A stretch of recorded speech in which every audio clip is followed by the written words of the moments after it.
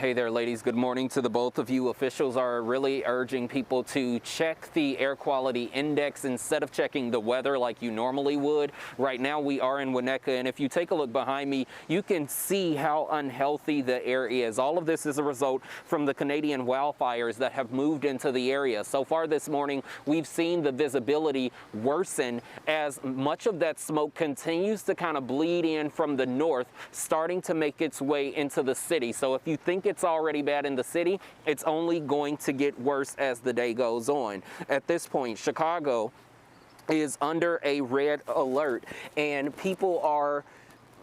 it's creating unhealthy conditions for everyone. We spoke to one woman in Highland Park this morning who was out for a walk. We don't have that sound, but she said as soon as she walked out of her home this morning, she smelled the smoke and she almost thought she should go put on a mask. And seeing others without masks, she knew that it would impact them.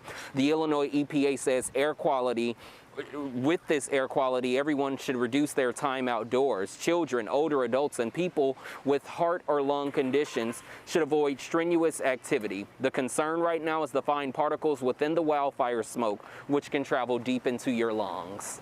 The stuff that you're seeing there on the images that you presented on the skyline are actually the less risky particles. The more risky particles are the very, very small ones, about 10 times smaller than a grain of sand, that we call the 2.5 micron or less particles.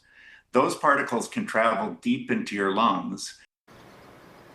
Health experts say early symptoms may include a scratchy throat, itchy eyes, or a stuffy nose. But if you develop a cough, shortness of breath, or feel winded more easily, that is a sign to get inside and limit your exposure. Health experts say if you need to be outside, then you need to be wearing an N95 mask. Check the air quality before going outside to do any activities, even exercising, and make sure that you recirculate the air inside your vehicle. We're live in Winnetka this morning. I'm Darius Johnson. Ladies, back to you. Darius, thank you so much. Yeah, it was interesting to hear from the pulmonologist who told us it's basically what you can't see that is the most dangerous. And even on Darius's live shot, you can't even see where the water meets the skyline. Yeah.